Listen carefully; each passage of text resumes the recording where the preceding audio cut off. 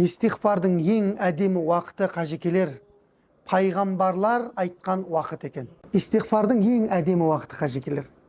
Ең четкий күшті қабыл болатын уақытын айтайын ба? Пайғамбарлар айтқан уақыт дейді. Пайғамбарлар айтқан уақыт. Пайғамбарлар қай уақытта айтқан, кім біледі? Айтыңызшы. Кім айтты тағажүдті деп? Сіз айттыңыз ба? Дұрыс айтты. Сізге бір умра ертең Құба мешітінде, иншалла, Мәдинада.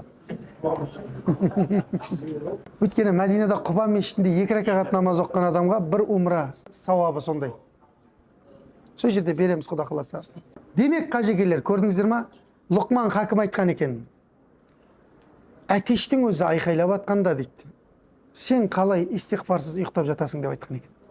Әтештің айқайлайтын уақытын тексерсеңіздер, таң намазынан 1 сағат бұрын айқайлайды екен. Құдайдың құдіреті. Аллаху акбар, ла иляха иллаллах. Қалай байлаған Алла деймін да, субханалла. Көрдіңіздер ме? Тауықтар тағажүттің уақытында айқайлайды, қажекелер.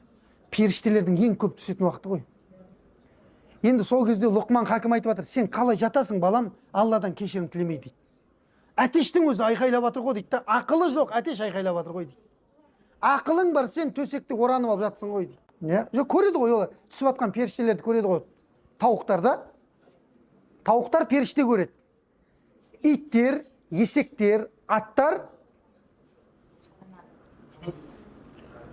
дейді ғой, сондайларды көреді. Демек, қай уақытта айтады екен біз истихфарды?